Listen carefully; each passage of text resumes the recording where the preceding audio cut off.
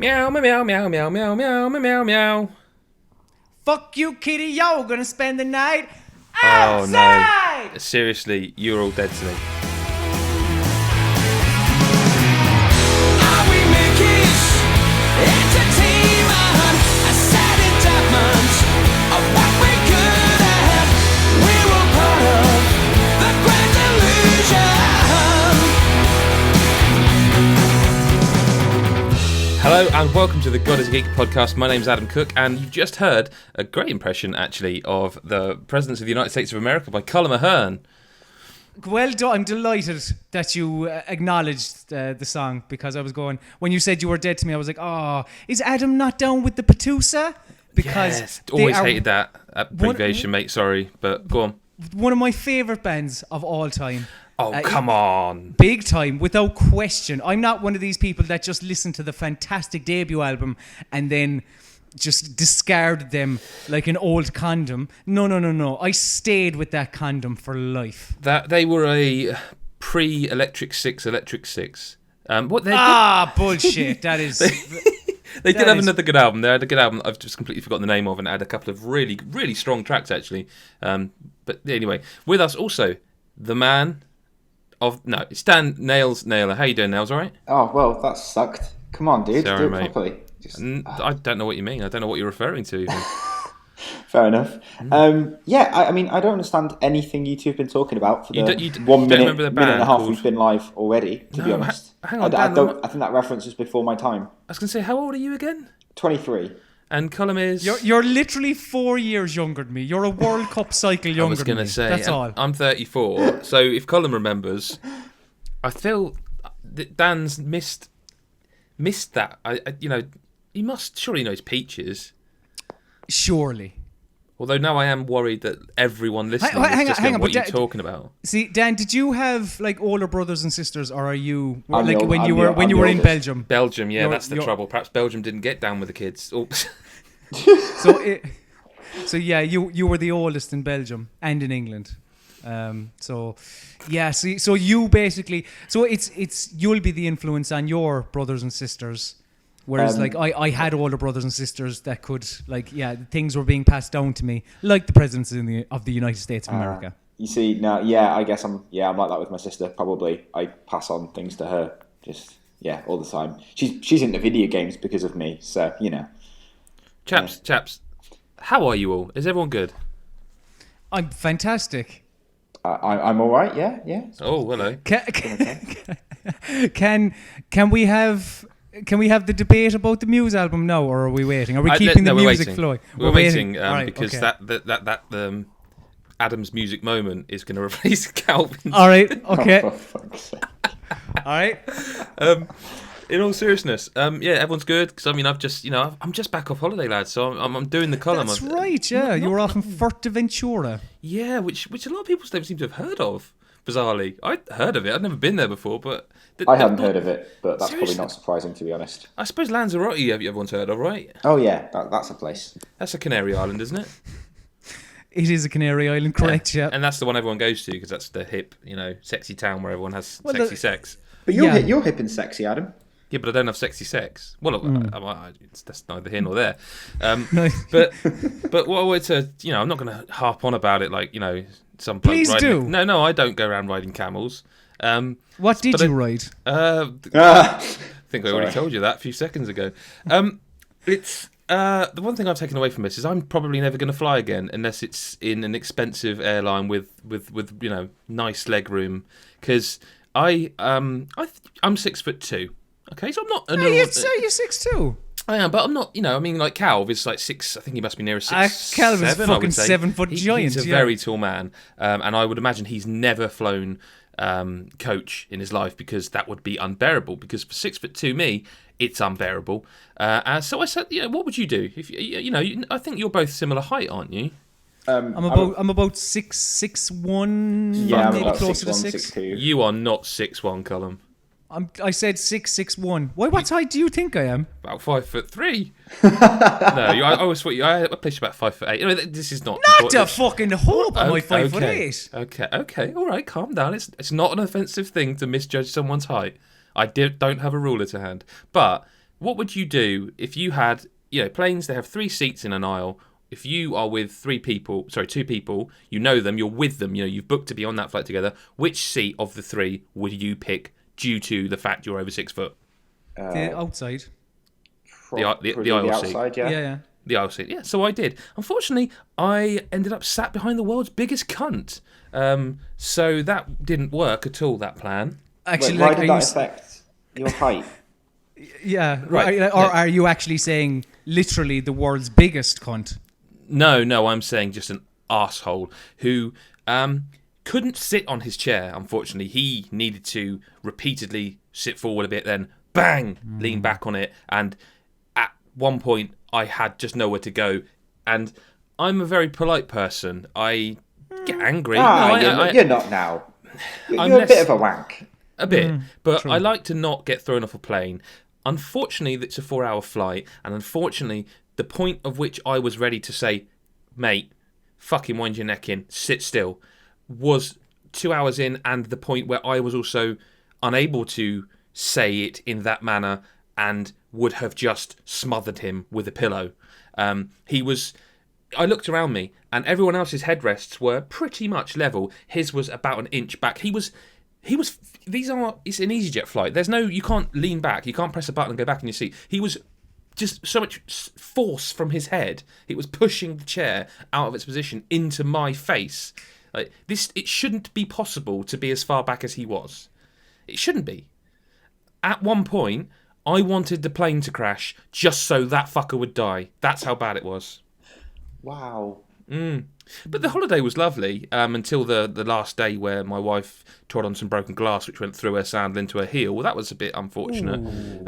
Big bit of glass that was. But she's all right. She had tetanus when she got back, It's all good. Got a bit burned. Did you make sure to pass it off as if it was an accident and you didn't actually place it on the ground for her to step on? Well, I think if I'd done it, it would have been a bit weird because it was outside a bar in the middle of lunchtime after having a really shitty burger, actually. The last day wasn't great, actually, if I'm honest with you. The last day wasn't great, but the rest of the holiday was fantastic. I had some amazing food. And bizarrely, of all the places in the world to do so, I had the best Chinese meal in my entire life. That's always the way. In foreign lands, you always have the best Chineses. And also the best carbonara I've ever had in my life, actually. It was some really, really good food. And also, before we get onto games, because, it's been a while since I've been on the podcast, and I want to talk to you about this. Guys, how often, we'll start with you, Dan, how often would you say you frequented a restaurant? And any restaurant, a restaurant where you would order perhaps a bottle of wine with your meal, that kind of thing. Oh, maybe once a month, every couple of weeks, I guess. Jesus, really? Yeah. Why? Is that No, it's often? okay. Not often?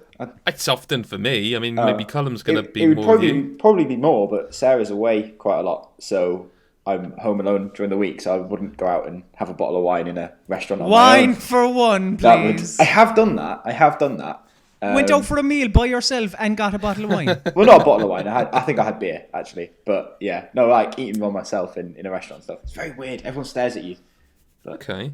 Well, Yeah, it's because it's fucking weird. I was staying in a hotel, so on my own. I needed to go get food somewhere. So I was like, may as well go. Well, yeah, that's true. Okay. What about you, Colm? How often would you say you Not as fucking decadent as No. fucking Mr. Nails here. I mean, are we saying with partner or without partner? Because when you're without partner, it's obviously a lot less.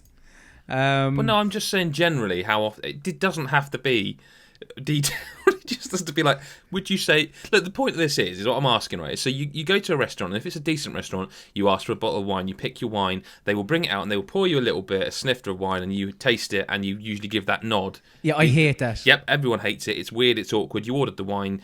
Now, Just give it to me. here's the question, though, right? Sorry, Dan, you're familiar with this process too, obviously, right? Yeah. Okay, so usually it's in a half-decent restaurant. Okay, so now, in this country, obviously, they're Spanish-speaking, but because... it's a very touristy kind of town, Corralejo. It's mostly they speak quite a lot of languages. There's a heavily amount of German tourists there, Italians and the English. And I quite clearly said, rosé, please. Okay, which is what kind of wine, lads? The middle one. between middle red one. and white. Pink. It's pink. Yeah, one. pink. Yeah, I mean, if you poured the two together, you maybe get that. It's a That's a pale. very weird question. Like, what is rosé wine? It's fucking rosé wine. Right, What? but you know that, right? And Yeah. would you say that I say the word clearly? Rosé, please. Bottle of rosé. Would you say that was clear? Yeah. Does it sound like bottle of red, please? No. Red? No, I don't think so. So the chap came to the thing and he had a bottle of... this sounds like I had a shit holiday. I didn't. It was brilliant. Really best holiday in 7 years, because the only holiday I've had in 7 years. Anyway, he comes to the table, and I think that bottle looks very dark for a rosé, but it could just be the colour of the glass, a bit weird, but whatever. He pours it out and it's fucking red. And Adam, you know that the Spanish for red is like... Holy shit, it's rosé, isn't it? It was basically it's rojo, but H in Spanish is pronounced like a... Rojo. rojo. How... I So you understand. say rosé, No. rosé. However, Centre half, actually. this waiter was Italian, and I know that because they had flags saying where they were from. And at the end of the meal, he said, "Look at the flag. Look at the flag. You must have coffee. I make the best cappuccino." So he was Italian, right? What? Okay. You make him sound like fucking Manuel or something. Let's not dwell on that. He poured this bottle out. Now, this is a long story, and this is the crux of it. What do you do? Adam, do you know what the Yes. Italian for red is? Go on. It's Rosso. Fuck's sake. Anyway, he pours the bottle a little bit into there, hands it to me, and I look at. Now, I don't dislike red wine, but I much prefer rosé wine, and we'd ordered it because we wanted rosé or whatever it is in that language. Pink. So, great pink wine. I'll ask for in future when I go to Spain every 7 years.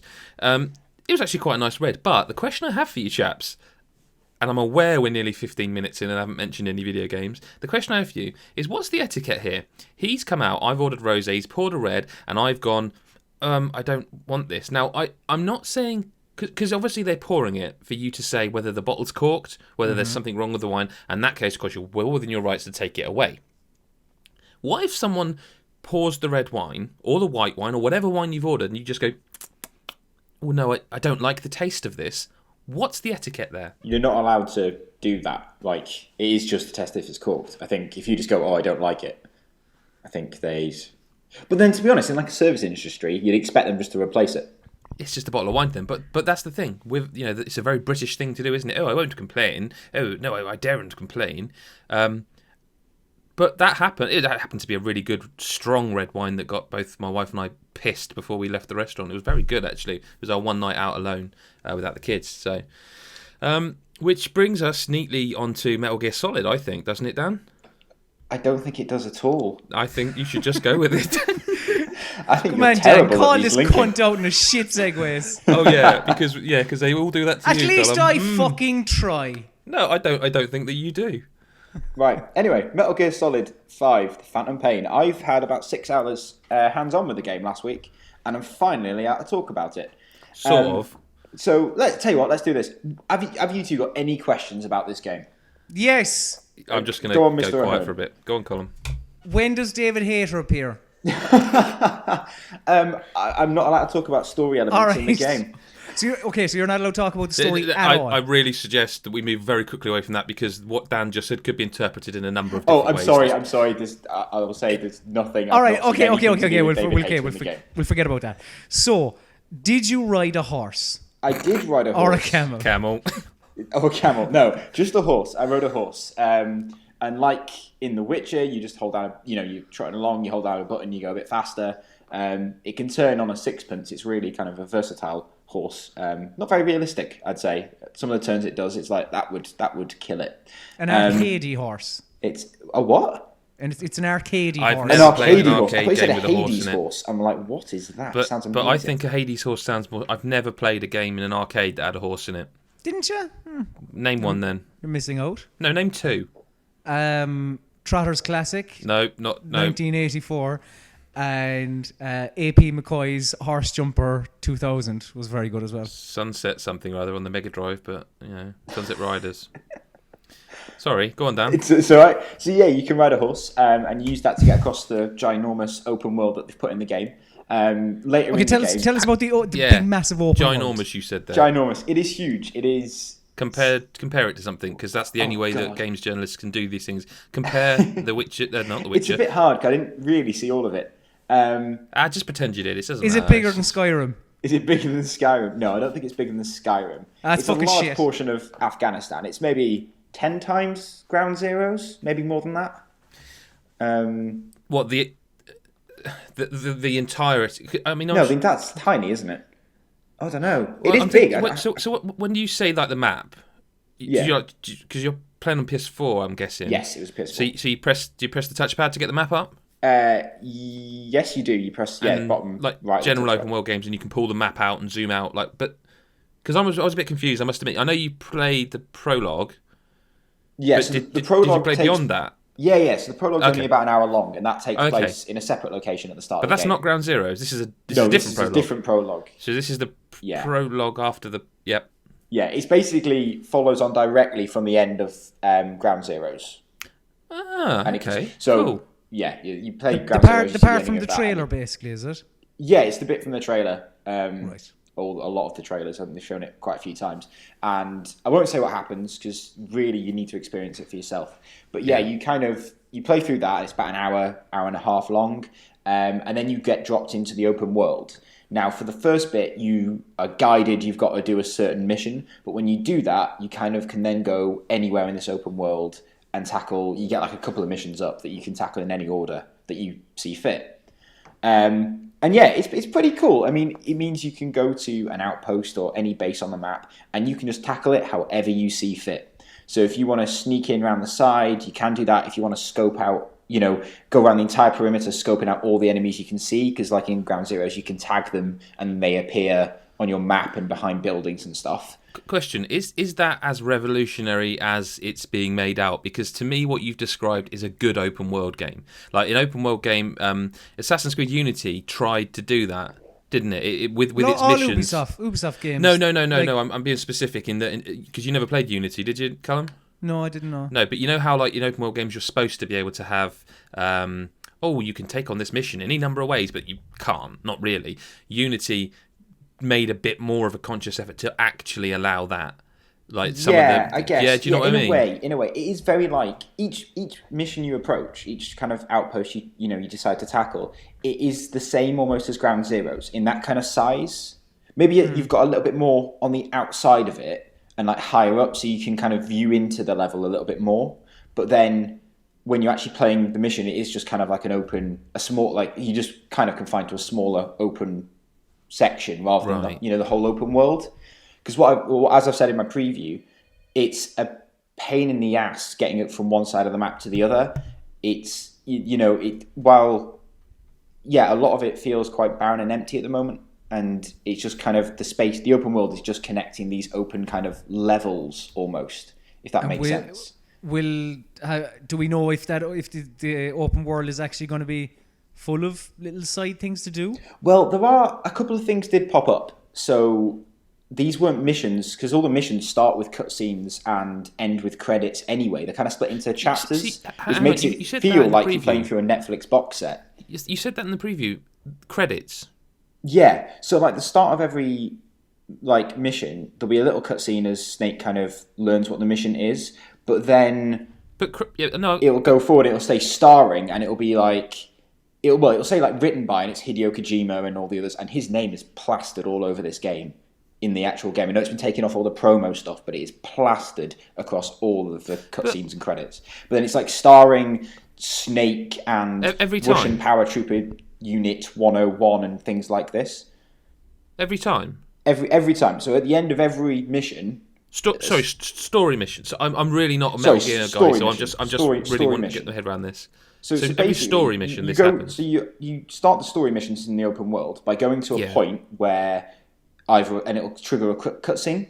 So it can be like a drop thing, like a equipment drop that you start at, and you click it and you download the mission's data, and you see Snake take like this USB stick and plug it into his iDroid kind of tablet thing, and it then gives you the mission data, and you run from there. And then at the end, there'll be a cutscene maybe that wraps it all up, and then it'll be credits and it'll cut to black. And then you'll start and you'll just be back in the game exactly where you were kind of just stood type of thing. But yeah, there's credits over each bit of like who wrote it. And then the starring is not like the actual voices. It's the characters. It's the characters, yeah, which is interesting. I think that's probably going to Does that tie in some way. Does that spoil anything? Do they in the couple hours you played it? Did they ever I don't think say you can No, say. because I think the characters come in after, if I'm right in thinking. The characters are the closing credits, while the opening credits Right. are kind of the writers and stuff, if that Okay. makes sense.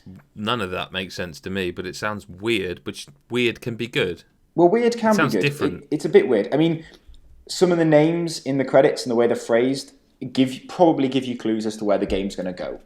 I won't say too much. No, we 'cause I've need got to my veer away from theories this, and yeah. things, but yeah, I mean, it's an interesting way of doing it. But aside from them, you've got kind of just objectives in the open world. So it might be one of them. This isn't really giving away anything. Your enemies in the game are the Russians in Afghanistan, and you're basically, you can't understand them when they're talking at first. But so one of the objectives is, right, go kidnap one of these guys from that base over there. He's a Russian translator.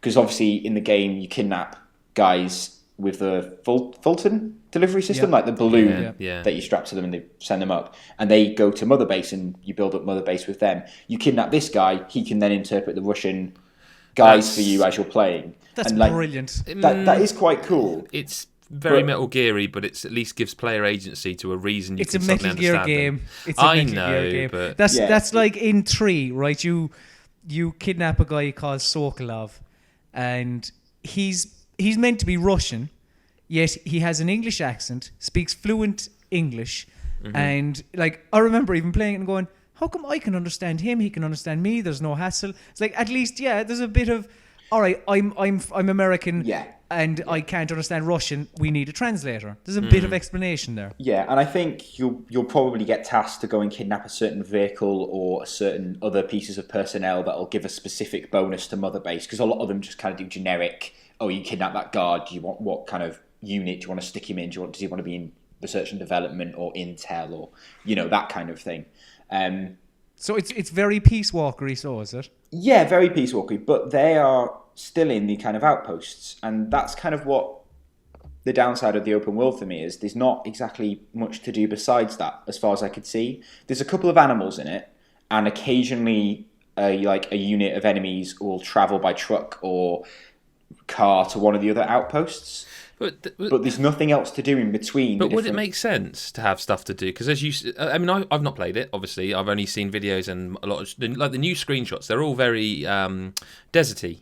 So it wouldn't exactly make sense to have. I mean, it actually would in a way, know like that, a lemonade stand, little girl selling lemonade. That would be quite Kojima. Actually, that would make me laugh. It's just some random girl selling lemonade. Getting from one town to another can take 5 minutes on the horse, and it's like, well, I didn't gain anything from doing that. It wasn't particularly fun to do. It's like I'm powering the loading screen. Can you say if you can fast travel?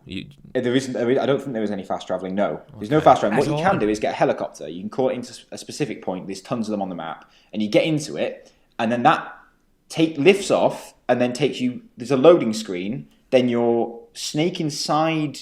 It's like almost a menu screen of snake inside a helicopter. Oh, and like you in can Ground choose your Zeroes. next kind of place you want to go. So you have to go back to Mother Base or to one of the other kind of drop-off points, and then another loading screen, and it'll take you to where you want to go. So that can take even longer unless you're going completely the opposite ends of the map. I feel like we haven't mentioned the gameplay. Yeah, well, that's the thing. I think because they've put out Ground Zeroes, Yeah. if you've played Ground Zeroes, you know exactly what to expect. It's a little bit more refined. It's hard to say how. It just felt a little bit more satisfying in terms of controls and little things like the maps are a lot easier to control nowadays and it's actually mapped like the sticks rather than like the triggers and stuff like this when you're zooming in and out, which is just more intuitive and because it's a bigger map is a lot easier to use. And I mean, it is so satisfying, like tagging all the enemies and pulling off a stealth, going in and getting out without being seen. It's just, it's a massive high. I can't quite think of anything like it. Does it look good? It looks gorgeous in motion. Okay. I know you were a bit worried when those screenshots do look Just quite the fact brown. the screenshots they sent over were very samey and very brown. I mean, I've seen videos since where it's a lot more colourful, actually. It's a lot more colourful in motion, and yeah, they're insanely detailed characters, and Snake's outfit is just incredibly detailed and things like this. And then at night, I wrote in the preview there was a bit where I was trying to snipe and it went horribly wrong. and I was getting shelled, and there was flares in the air, and there was muzzle flashes, and it was just like lighting up this valley. Like the lighting tech is fantastic. I think that's why I never get on with these games, because like I know you're supposed to be stealthy, but I always cock it up, and then after that it's just like, leave me alone. I almost just want a reset button, like, okay, I cocked it up, let me start again, try again. But you don't get that. Obviously you get, like you say, shelled. Was Kojima at Windsor? Was he there? Kojima wasn't at Windsor, no. I'd be surprised if he was at many of them from now on. But since you were at Windsor, did you go to Legoland? I didn't. I should have done. That'd have been fun. I That's saw the great. castle. I wasn't expecting it. I just turned a street and it was there. It was kind of like, oh, right. Yeah, cool. Yeah. Fair enough. Yeah. Let's stick with you, Dan, because you've been to a lot of events recently. Sorry, Colm, I know you're a big Metal Gear fan. Is there anything you want to ask? Well, I was looking for an opening, but sadly you just kept on talking over Nails, and there was no real there was no real bit of silence where I could just interject. But I mean, everything that I want to know, I can't really talk about, sadly. And I'm not sure even if I would want to know. It's you don't want to know. Put it this way: I'm gutted that start has been ruined for me before I can play the whole game. Yeah. I mean, I really don't understand why they showed us it. To be honest, I didn't just drop us into the open world. Just somewhere in the middle, like especially if you can't talk about it. Yeah, but one thing I'm glad that you mentioned about the kind of stealthiness of it, because for me, like 4, I suppose, which is your last kind of big Metal Gear release, that's just at the time people were wowed by the graphics and I suppose the detail in certain areas of the game itself, but there were points where it just broke down and just became a shooter. And as someone who loves the Metal Gear series, that was just so disappointing. There's no kind of camo relatedness in this at all, like in 3 or anything like that, is there? It's just you have your one suit and that's it.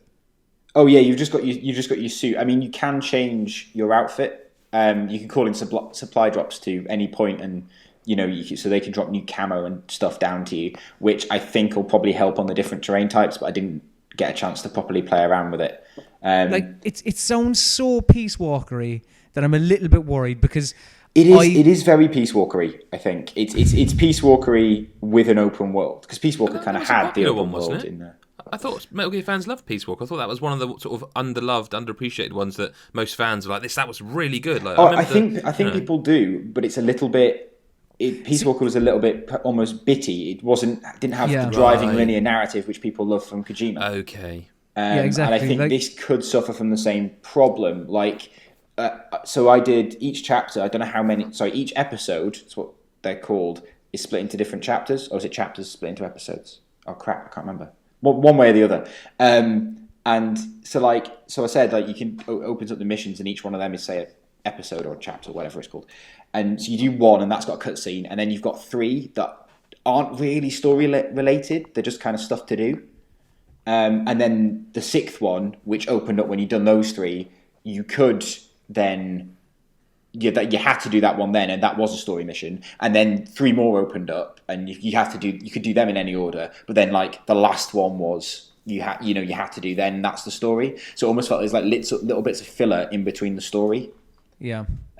Which I'm sure it'll be good. I really do think this will be fantastic. I can't stress that enough. I'm guessing it's going to be big. I think it's going to be big, and I think the open world is going to be.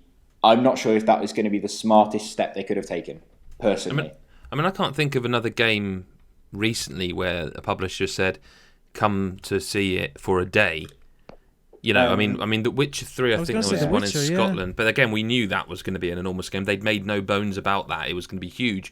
But then I guess Metal Gear games are generally pretty long, aren't they? They're long, but basically the way not 100 hours, but what's the average Metal Gear game? 30. Well, Metal Gear Solid little bit lower. 4, I think I completed in about 15 hours the first time, maybe. Yeah. So, I mean, they're not short games, but I think this is... I mean, I played 6 hours, and That's what I mean. I barely touched the story, realistically. I did the prologue, and then that mission in the middle of kind of the episode that was very story-heavy. And then, I did 1 or 2 after that, but they weren't so story-focused. So, it'd be interesting to see how long this goes. But but I almost it's almost artificially long in that way. Right. If it's the open world and they're just padding missions, they're very fun. Don't get me wrong. This, okay, you've got to go into that base and kidnap that guy. That's fantastic fun, but it's not adding to the story in any kind of meaningful way. It sounds like you love it, but you rightly so, because you shouldn't go to a preview event and come away just going, "This is the best game ever." But I mean, you said it in your preview. You said, this could be game of the year. You just have a few concerns that you won't be able to have allied until you finish the retail game, so to speak. Exactly. Well, speaking of finishing games, I mean, Colm, Dan, have either of you finished Witcher 3 or played any more of it? I've played a bit more. I think I've reached my point where I got sick of it last night, I must admit. Yeah, well, I mean, we did have this conversation off cast, but go on. So I basically got to a mission last night. Yesterday afternoon I got to a mission. Quite early on in the story, relatively. Very early on in the story. Very early, to yeah. be honest. It is, yeah. And I came up against a werewolf. And I just couldn't. And so I'd come up against it a couple of hours earlier. Is it outside near a tree? It was outside near a tree. A little hilly area. And I'd come up against it, and I was about level 5, and it was level 8. And I just couldn't do it. So I was like, right, I'm going to go away, do some other stuff. I went and did some other stuff, had some fantastic fun and some fantastic missions in that genuinely surprised me. Some of the stuff that happened, and I was amazed. I was like, right, I've tooled up, I'm level 8, I think I can go take this werewolf. And I go, and I get my ass handed to me 3 times in a row, and I'm using, the curse potion, the Igni with the fire boost from the power symbol that's behind it, all this, and I get it to about half health at most before it kind of regenerates more. I'm like, well, no, fuck this, I'm not doing this. So I again wander off, do more missions, and I come across another mission, which then, track this thing to its lair, find out what this is, and then that turns out that's another werewolf, and then that kills me 3 times. That's the one I did. Yeah. That's the one I'm stuck on. Right, and I just kind of went, no, I'm not doing this. I'm not having fun. And the load times as well. Like, if I could just jump straight back in and have another go, I probably would have kept at it. But the fact that I've got the load times... No, if you die, ridiculous. that you're punished for dying big time just by the load. Yeah. Now, I remember this bit. That's why when I said I was near a tree, I remember having this set... Because when I was reviewing it, it was on a non-final debug build. It was way before it was out. There was nobody I could ask aside the developer. And I remember having the same thing. This werewolf, I kept getting it down. I got it to well over under half, and suddenly it regenerates all its health. And I thought, this game's bugged out. And I did the same thing. I just thought, well, I can't do it. And it was in an area where I was like, I actually do have to get here. I can't, because I can't get away from this thing. And I can't remember how I got round it. But there is something that happens that lets you. But I definitely know where you're coming from. I honestly was in the situation, was like, this game's bugged. I was like 10 hours. You're well over 10 hours in, I think, at that point. And oh, definitely. I've put a lot of the stuff. Double figures, and I don't want to start this again. But something's wrong, and I did figure out a way around it. I just can't remember what it was. I wish I could. I know what you meant to do. There's a cave behind it, and apparently there's a glowing symbol with your Witcher senses on the wall that you can touch to open the cave mouth, or something like that. But I don't get a moment's peace from this fucking werewolf. That's exactly it. Yeah, I was trying to get into a sort of undergroundy bit, and I couldn't even just lock off of it, if you know what I mean. It kept just, as I tried to run away from it, it would just lock back on. I just fuck off, mate. I don't want to fight you anymore. Weird. So you're done then, or? I'm not done, but I don't know. I've got a couple of other things now to play, so I'm not sure when I'm going to go back to it because it's pissed me off so much. Yeah, you're reviewing the Elder Scrolls Online. I am, yes. Tamriel Unlimited. I've played the PC version of the Elder Scrolls Online, and I set the Xbox One version installing because it was download code, and it was 55 gig. Jesus. So I came to it 24 hours later, and it was only at 60%. So yeah, the code arrived last night. But you got the disc, didn't you? So you shouldn't have as much. It had a 15 gigabyte patch to download, so I had to set that because it came at 6:30. I was like, right, I'll put it in, leave it to update, just leave it all to do that. I'll come back to it this evening and have a go. Basically, by the time I went to bed, it was only on like half. So I was like, no, right, fine, leave it. One thing I'd suggest is before you even bother booting it, just go to like the Elder Scrolls Online website and create an account with them. I've already done that. I was going to say you will have to do that. I'm just really interested in that one. I'm intrigued to see how that plays out because I didn't hate the PC version, but it didn't set my world aflame either. And I'm quite intrigued because it did feel like the kind of game where I just kind of want to sit on my arse and play it on a big screen, because it is a big experience. So I'm genuinely interested to see how that's come out, and I'm quite excited to see what you make of it. All right, okay. I'll report back next week, most likely. Well, I mean, the review will probably be a while away, but definitely. It's an MMO. So, but we'll have something, and we'll try and get some video, and you're also playing You Don't Know Jack, but we've talked about that before, the Jackbox rather, which is one of my favourite games of last year. But we'll come to that another time. Dan, is anything else you want to get out there that you've been playing? I've also been playing quite a lot of PlanetSide 2. In the closed beta, and it's really good fun. It's a really good shooter, and the scale of it is just fantastic. Because where Mag, I don't know if you remember that, the PS3 game. Jesus Christ! Yeah, massive action game. That boasted like 200 player battles, but those maps that you could have 200 players on, they were split almost into 4 sections. So it was 25 on 25 at best. This doesn't have that kind of cap, so you can have, I think, thousands playing on the same server all across these massive maps, and you can just join in wherever. And the aim is to kind of capture an outpost or defend outposts, and there's 3 factions, they're fighting across each of these continents, and after a time, there's a timer in the top, and when that runs out, a certain continent is then won or lost, like the one that's up for decider at the time, and the faction that controls it, I think, gets some bonuses and stuff. But it's just fantastic because as well as the scale, you can do what you want in it. You can, drive tanks, you can drive weird plane things, you can just shoot on the ground, you can play the medic, you can be this walking armoured exoskeleton guy that is so slow but can just tear apart anything that gets in his path. It's just really cool and really good fun to play. And of course it's free to play, which is always a bonus. And we will have a video on that on youtube.com/GodIsAGeek, where you should subscribe and watch our stuff. We'll also have a review eventually, because it's out this month. The 23rd, I think. Oh, so quite soon then, just after E3. Colm, I know you're in the process of moving, so that explains sort of the difference in mic quality, I expect. But also, have you had a chance to play anything, like even on the iDevices, or... Because your stuff's boxed up and gone, isn't it? Yeah, I have. I'm recording on a ghetto setup with a rock band microphone. But I haven't had time to scratch my arse, really, to be honest with you. Meaning I have a very itchy hole at the minute. Yeah. Well, why don't you take that time to scratch it now, live on air? Yeah, and I'll talk about her story, perhaps. Or have you got something you'd like to... Yep, that's it. Lovely. Tell me about her story, Adam Cook, because I feel like this is a game I would enjoy. You will. Definitely, this is one for you. I did not know this. Pretentious as fuck.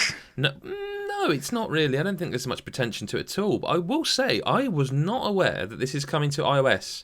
And it's thanks to Mark Brown of Pocket Gamer, who published a preview recently. Well, if you're listening to this straight away today, so go over to Pocket Gamer, have a look at that. Because it's an interesting thing, it shows off some of the gameplay in the video, and we will have a review from Greg, and Dan and I have done a little discussion video, which actually has a on-screen cameo from Richard Simpson, Mr. Revitar himself, which makes me laugh, but I don't think anyone else is going to get. Anyway, her story is an FMV game, essentially. I don't think there's any other way of putting it. You are Night Trap 2. You are. It's 4:3 ratio. Not widescreen. It's 4:3. That is 4:3, isn't it? Yeah. I had to think then. And you basically are clicking through a database, uncovering lots of videos that go from 7 seconds to 2.5 minutes long, which reveal parts of the story, okay? Mm-hmm. And the idea is you need to, I think, again, I haven't finished it, you need to unravel the story. And by each video, you slowly, it's very clever, because at first you're like, is this a game? What is this game? Then all of a sudden you realise there's a search box, and the one that starts there by default is murder, and there's 5 videos and you watch them, and then in those videos there's information which you can search for. So you might search for guitar, death, sex, mushroom. It's search engine crawling, basically. Can you search for sex mushroom? I will try that, but I don't think it would work. It would be no need, because there's lots of videos. But you can... The idea is that every few videos, something will pop out to you and you go, She just said Glasgow. I'm going to type in. No, she says like, I wasn't there. I was in Glasgow. So I'm going to type in Glasgow. And that reveals 3 videos where she talks about when she was there. And in the video, I'm gonna stop talking about this soon because it's going to get spoilery otherwise. Yeah.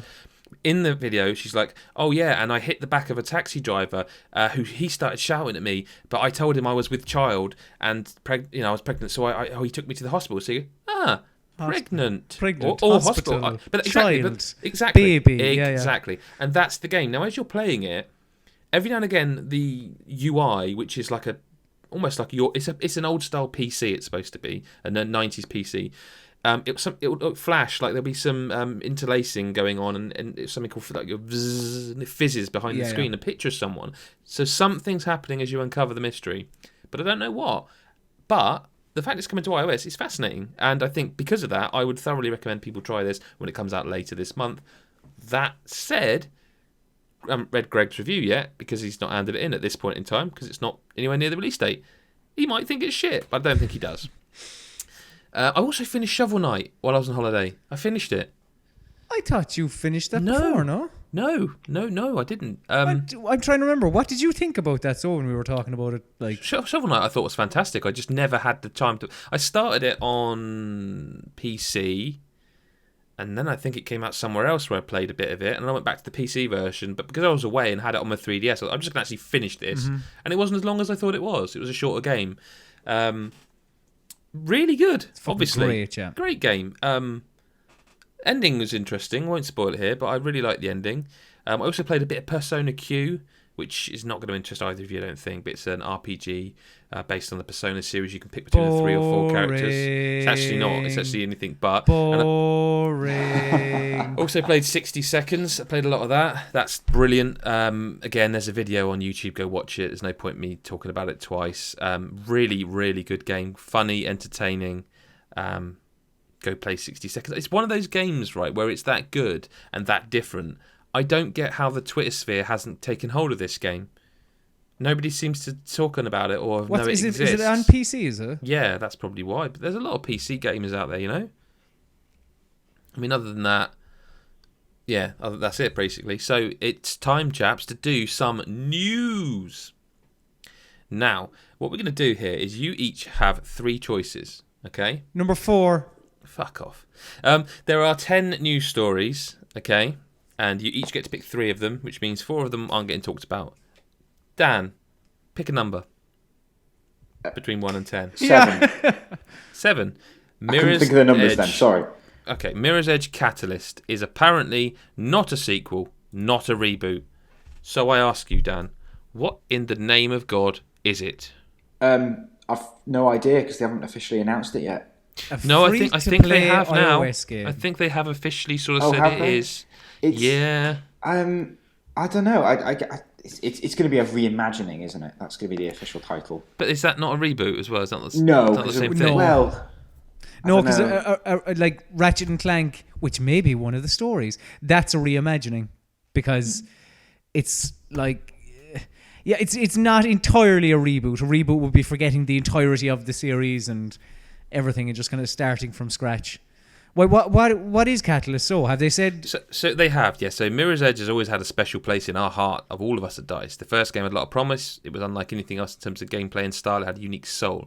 But as much as we loved it, we knew it could be more. So that's what we've set out to do as we introduce Mirror's Edge to a new generation. This is not a sequel. This is not Mirror's Edge 2. We have landed on a vision that honours the first game, pushing the boundaries of first-person movement and diving deeper into the story behind our heroine, Faith, but also brings a lot of great new, interesting gameplay and features to the experience. They're not going to make this a shooter, are they? I mean, reading between the lines, it kind of sounds like, and there are guns this time. But there were guns in Mirror's Edge. Well, there were, but you didn't want to use them. Yeah, you knocked them out of the guards' hands, basically. Have you seen the box art for this? Yeah. No. It's not very good. Is it just me? It's really bad box art. Faith doesn't look right to me. Maybe you guys aren't as big a fans of the first one as I was, but something about that front, the cover does not look right. I can't really remember what it looked like, to be honest. I only gave it a glance, I think. Okay. I didn't realise it was the official kind of art thing. Yeah, Mirror's Edge Catalyst, which... You're the kind of... Please do not mess this up, EA. DICE made a great game, but please don't mess this up. What constitutes messing it up for you? Changing it. It was really good. It was the visual style, the aesthetic was wonderful. It was different for the time. It was clean. It was white. It was bright. It was such a good game to play. Like, it was so cool at the time to have a game where you could get a gun, but you really shouldn't be. If you get a gun, you're playing it wrong. Please just make a new Mirror's Edge. There isn't a lot of tweaking that needed doing. Make it perhaps 1080 60. The frame rate would be great. A 60 frames per second with the Mirror's Edge could be amazing, but just the combat was not the thing in Mirror's Edge. The free running was. It's one of very few games that the core mechanic was so good and different. You could get away with releasing DLC that was just like VR packs because that was the game. I don't know. I hope I'm wrong. Colm, pick a number between 1 and 10, but not 7 because that's not funny. 5. Oh, the one story. Number 5 is that Destiny has had some DLC leaks. Mate, you picked it. You picked it. The Taken King has apparently been leaked after Red Bull leaked something last week. Well, Dan, you're the news editor. You know more about this than I do, and you prefer Destiny to me. But apparently the next expansion is going to cost 35 quid. Yeah, it's going to have is it 8 new missions, several new 8 missions? Sorry? Games are getting very expensive. Yeah, 8 well, missions. I think if you think about it, I mean, how many missions did the Destiny launch with? About 8, I think. It was about 8. So that, with the new multiplayer arenas, new guns, new stuff to do, it's like an old-fashioned expansion pack. People are annoyed because it's DLC. But that works out at £4.30 a mission, by the way. Sorry? I've just got my calculator. That works out at £4.30 per mission. Yeah, I'm not saying it's good value, but it is like it's an old-fashioned expansion pack you'd get for a PC game in the early noughties. It proves to me that they still are marketing Destiny wrong, and they should be marketing Destiny as a platform, because like you say, if this is like an expansion for World of Warcraft, that's what this is. And they used to sell those as a disc you could go and buy for 20 quid in the shops. But I do think 35 is a little bit high for what it is. Even like 30 is a lot better for that kind of thing. But yeah, I mean, you're saying they're marketing it wrong. This is leaked. This isn't them announcing it. They might come out and go. They will probably call it expansion. They called the first 2 bits of DLC expansions. They did. Yeah. They didn't. They didn't just go, here's some DLC maps. It was an expansion, and this is a full expansion. So I think people are going to be angry at the price, and I'm certainly not going to buy it.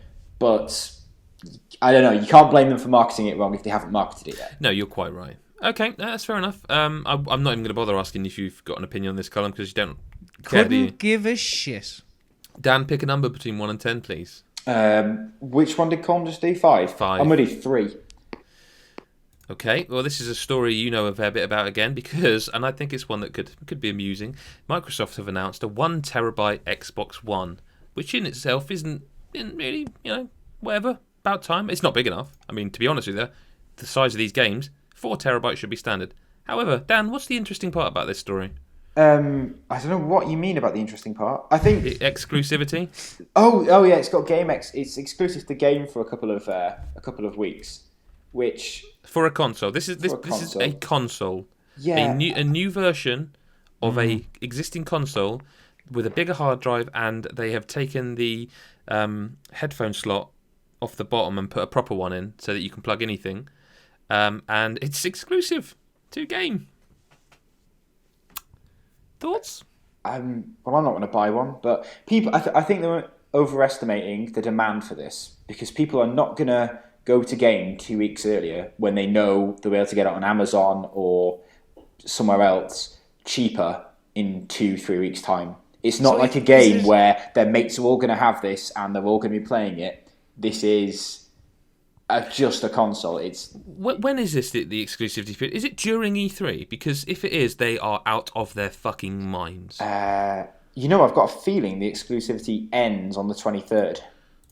But that means it would be during Yeah. E3. Yeah. 'cause which it's is already insane. out, yeah. Because surely you want to be showing your conference off and then like go and buy it in your nearest. It's like, well, the best model. Oh, great. Oh, we can only get that in game. Well, I'll wait a week. Then. It doesn't. It's weird. Colm? And it's only exclusive for 2 weeks. 2-3 weeks, something like that. Yeah, it's less than a Weird. month. I mean, none of us like exclusivity in terms of retailers anyway, do we? But this is just taking it a step weirder, isn't it? Very much so. As you said, it's like Cool Dad Phil steps up into the stage and it's like, yeah, we've got a 1 terabyte Xbox. It's like, buy it at your nearest store. And it's like, I can only buy it in game. But then again, whenever they do that, they're only ever talking about the USA anyway, aren't they? The thing I don't get is who they're marketing it at, especially with this exclusivity. Because frankly, the hardcore who would appreciate the 1 terabyte have probably got an Xbox One if they're going to buy an Xbox One right now. A price think- difference is the thing that's stopping them. I think it's the PlayStation players, mate. Because whenever you see a game advert on TV, not game the store, I mean a video game advert, it's usually, let's be honest, if it's multi-platform, this blah blah blah exclusive to Sony. And it's often branded with game as well. Like buy it now from Game. It's the Sony version, blah blah blah. So I reckon they are pretty much because of the price point as well, trying to say you can come buy one of ours now for the same price. And But the old model is going to be 50 quid cheaper. God knows then. Colin, pick a number. 8. Okay, now I think this is one that broke late last week and you didn't get to talk about in the podcast because Uncharted Collection is a real thing now. Yes. And is. it's just the 3 console games. No multiplayer. No, I mean not the Vita one, which is Oh quite yeah, good, but which there is really is no multiplayer as well. Yeah, so it's 1080p and 60 frames, which, let's be honest, that's the bare minimum it should be if it's a HD collection. The Vita version is not included. There's no multiplayer. It's the 3 single-player games. Announced before E3. Well, I mean, isn't that a common thread nowadays, where everyone is just... I was excited for E3, but at this point I'm like, what's left? I'm sure there are things. Of course there are, but probably. But I did genuinely see them kind of saying, well, sadly, yeah, there is no Uncharted 4 this year. But look, here's all the old ones on one shiny disc. It's just a good thing that you didn't make a video in advance Very. of E3 predictions like I don't know, three weeks ago. Yeah. Or, I mean, it's like with the Gears HD thing. Exactly. It's a good thing I didn't make a video. I didn't film my YouTube mate Jeebusef. I didn't film him saying that he thought Gears HD would come, and it's a good thing that I didn't do that about 8 weeks ago. It's a good thing I didn't do that, because if you or I had done that, it would be a bit of a pain in the arse. But then that would, let's be honest, Colm, it would be again hypothetical. This situation didn't happen, obviously, of course. but it would be yours and Jeebusef's fault for. And Chris. And Chris's fault, obviously, yeah. You're the 4 of Chris us. Lasso. Chris Lasso related to and, Graham. Yeah, you filmed him and I filmed Jeebusef, but it would be their fault for daring to dream that there would be stuff announced during the conferences. I mean, Dan, as an independent party, if this hypothetical situation happened, what would you suggest? What would you think? I think the people who filmed it would be very, very, very annoyed with themselves. They would be. Well, I'm not so sure they'd be annoyed with themselves. Well, no, they're not annoyed with themselves. I mean, they were trying to be prepared and get this kind of stuff done a couple of weeks before, because maybe they were going on holiday, or maybe they've got other jobs and real lives or something. Yeah. This is the thing. So frankly, I think they'd sue Microsoft and Seems Sony like the only option, really. for damages, really, because this has damaged them. You can't deny it. Their reputations are now just shattered. It's just a really good. The lucky thing is that in this hypothetical situation, of course, they weren't actually involved. It was the YouTuber Jeebusef and Chris Lasso, the TV presenter from Bristol. It's just a good thing that that myself and Colm weren't involved in the hypothetical. Well, that's exactly it. We just behind the camera. We didn't just have behind the camera. I mean, yeah, we had nothing really to do with. We just pointed a camera, Colm. We just pointed a camera in this hypothetical situation. We just pointed a camera, hit record, and then just fucking painstakingly edited together some videos. But again, this is all hypothetical. But again, Dan, would you say in this hypothetical situation that Microsoft and Sony both owe a very sincere apology to myself and Colm if this had happened? Oh, certainly. I think you should get it in writing as well. Maybe engraved on a special edition 1 terabyte console of each. Yeah. Dan, pick a number, please. What's left? 1, 2, 4, 6, 9, and 10. 1, 2, 4, 6, 9, and 10. Let's go for 10. Okay, this is a good one. Well done, Dan, and you could rely on you. Drive Club PlayStation Plus Edition is apparently in the final stages of development. Yes! Paul Roshinsky, the director, responded to a fan who basically just went, "When's PS Plus members getting it?" And he said, "We're in the final stages of development," which would suggest that it's definitely still coming. When did the game actually come out? Was Last November. October.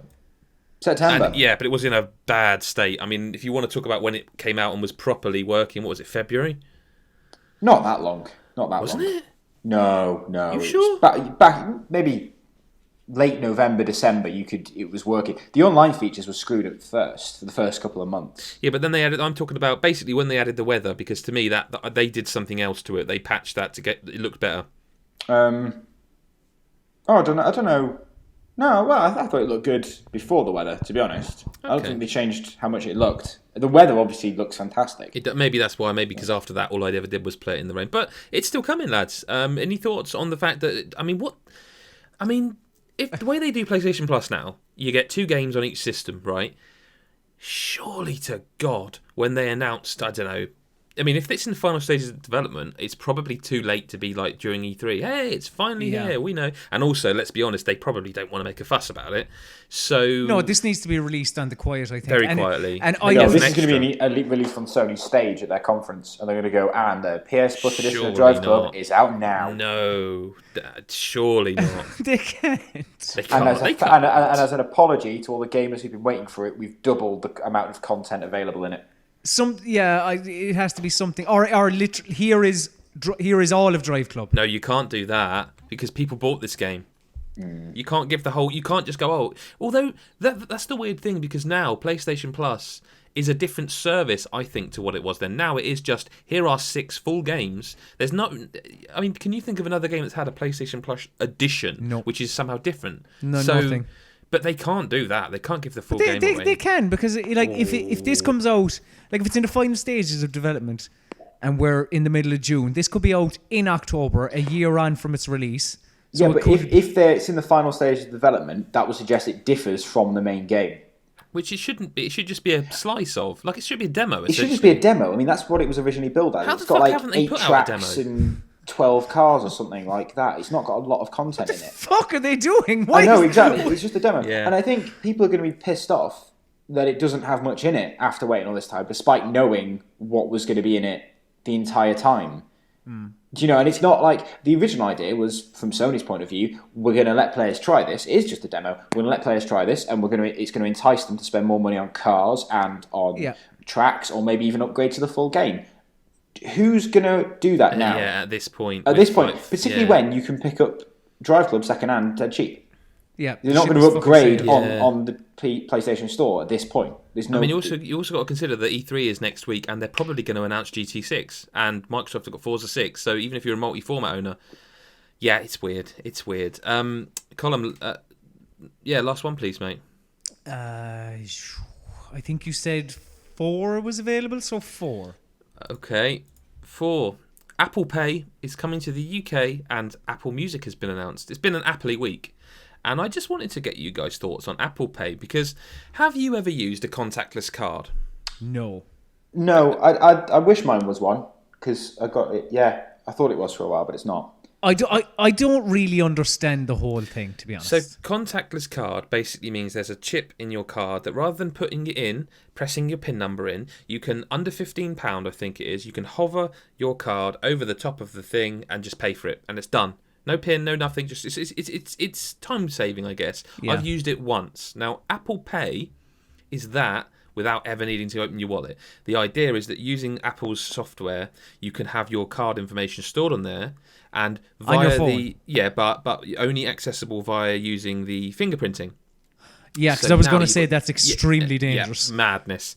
Now this is, you put your phone out, you put your phone over it, and you put your fingerprint down, and boom, pay. And I think the limit for that is something like 50 quid, which they're trying to up as well. I just wonder what you thought of it, because to me, it's kind of like both the coolest thing ever, like proper Matrixy future style shit, and also at the same time, kind of like I don't want nothing to do with this because it frightens the shit out of me that much information is on my phone. It's really cool, but to be honest, it's going to take ages before it'll be eventually become commonplace, like the contactless cards are. But you're not going to know where you can do it straight off the bat. Do you know what I mean? They're going, Boots are supporting it. Yeah. Is every Boots store going to have one of these scanners on the day that this comes out at every single till? I don't think it will. So I'll be honest, Dan. I've found that I'm assuming it's going to be the similar people that have contactless stuff, and I have found that I was expecting once I got one with the contactless to just be used at left, right, and centre. Like you go in a Tesco's, they don't have it. No, you know? exactly. I've never biggest seen places it. don't. No. And the contactless, you're saying, okay, you don't need to take your card out of your wallet. You don't need to do that for the contactless. You just need to put your wallet and put it on top of the scanner. Yeah, but why would you not? So I don't see how taking something out of my right hand pocket is any easier than taking something out of my left hand pocket. Yeah. So if you take the thing on my right hand pocket, I'm going to have to hold my thumb over it while I'm doing it in a very specific point so it can read my finger. Especially have you seen these people who have like wallets that are iPhone cases? So like there's the iPhones in one side, the other side's a load of card holders. So it's just like, what is the fucking point? Apple Music though, it actually does sound interesting. At the end of this month, it's going to be, I think, a 3-month free trial, which is decent. But there is no, because this is basically Apple's Spotify, right? And the reason that excites me is because I love my music. Colm, ready? I love my music, and I do like Spotify, but of course it's free, really. I mean, I did try premium, and it was cool not having the ads and just getting on with picking whatever music you want. But the free version's fine for me. Like I like it on PlayStation. I love the fact you can just stick a playlist on or whatever. But Apple Music will be $9.99, so £6 to £7, I would guess here, and give you, I guess, access to their library. Which, given how big iTunes library is, But how much is Spotify in England? it's the same. They've gone for it's £6.99, I think, but I think they've gone up to they're going up to £9.99. Spotify So basically the prices are going to be the same. The difference will be Spotify have a free version which is ad supported, and Apple is saying no to that. I thought I read somewhere though that it wasn't the entire iTunes library. Well, that's the thing I'm not sure of. I think I read somewhere that it's basically Spotify still going to have more music, at least to start with. See, but I don't know how big iTunes library is, if you know what I mean. But any interest, guys? No, not at all. Not really, no. But I mean, I found Spotify. I liked it, and I think I'm going to stick with it until there's a cheaper alternative. Yeah, for the amount I listen to music that I don't already own, I'm fine with Spotify or just YouTube videos around the house. When I'm out and about, I'm not streaming anything to my phone because data plans are so expensive. So it doesn't help me there, and I don't listen to that much music in the house. So no point. Okay. Well, that's the news for this week. The stories that aren't going to be discussed. Number 1 was, is Vanquish 2 on the way? Number 2 was, PlayStation Now prices are very high. Number 6 was Hyrule Warriors on 3DS. And number 9 was Dark Souls 3 is coming. So I'd like to thank Colm and Dan there for managing to pick every story but the 4 most interesting ones. By no fault of mine. I mean, the fault is with me, rather, because I designed the game. So we move on to Malvin's music moment. I don't know a Melvin or a Malvin. Let's just go with it. This isn't going to be a regular feature, but Colm wants to talk about Muse's new album, Drones. So go for it. Drone on. Very good. I had a listen to this, right? And because you, Adam Cook, you informed me that the new Muse album was out whilst you were in Fuerteventura. I was like, oh, it's out. It wasn't. I was confused. I'd heard people talking about it. It had leaked. It wasn't out. Ah, right. Okay. Well, it's out now. It is now, yeah. And I've listened to it a couple of times, and I know, right? I understand we're all meant to hate Muse now. I get that. Are we? Apparently. Actually, just before you carry on that note, I read a review where it said Muse aren't cool and they never will be cool. We accept that. And I'm like, well, I thought they were quite the opposite of that, actually. No, there was a point in the middle of... It was basically when Starlight became popular. That's when Muse weren't cool to like. It wasn't cool to like them anymore because Starlight was on every fucking ad. Because it was a cracking tune, brilliant bass. That is. Oh yeah, I really liked that album. No, after that album, took a bit of a dip. Hang on, that was Black Holes and Revelations. And after that, it was The Resistance, which was it was okay, but then the second Law I thought was dreadful. Yeah. Oh, that was the last one. Yeah. Shit. This one, there's a few really good songs on Fucking it. superb songs. There's a block of, I'd say, between track 4 and Yep. 7 or something. Absolutely outrageously good. There's Reapers, the Yeah, Handler. Reapers is fantastic. Reapers, the Handler, Mercy, and I can't remember the name of it. some other thing anyway. And Yeah. they're fucking cracking Absolute tunes. Like, crackers. Revolt, Defector's another good one. like, takes a bit of a dip there towards the end. And I Basically, know... if you start at Psycho, if you start the album at Psycho, So tell me, right? How do you feel about Psycho now? Are you I did still not as like staunchly it at against first. it? No, I love it now. However, it would be a better song if they removed the Poor Man's Manic Street Preacher's sound bites from it. In fact, this album would be better if they removed the Poor Man's sound bites. I don't like that at all. Don't like the it's fucking JFK one pretentious. either. Yeah. And I get it; it's a concept album, but I feel like they're only there because. So for me, this is a 9-track album. I don't think Dead Inside works at all. It's like Second Law Muse, and it's a decent enough track, but it's so far away from anything else on the album. It's it feels okay. weird. It's a weird all- opener. yeah. It's almost a transition track if it were a double album with the Second Law. But from Psycho onwards, it kicks in. But then there's these weird, like I say, those sound bites are shit. And then from there right up to when it suddenly there's a 10-minute track, which is not all that good, and then the most pretentious closing of any album I've ever heard. It's the first time I listened to that. It starts and you think that's really pretty, and I tell you what, the quality of the vocal booth he's in is astonishing. The reverb there is brilliant, and then you think, is the song gonna happen? That's the song. It's 3 minutes of a cappella Matt Bellamy, and then it ends, and it's basically him wanking himself off for about 3 minutes. It's him wanking himself off while other people film it. It's terrible. It's a concept album. It's a concept album, and it makes sense. But at the same time, if you remove JFK and Drill Sergeant, it's a 9-track album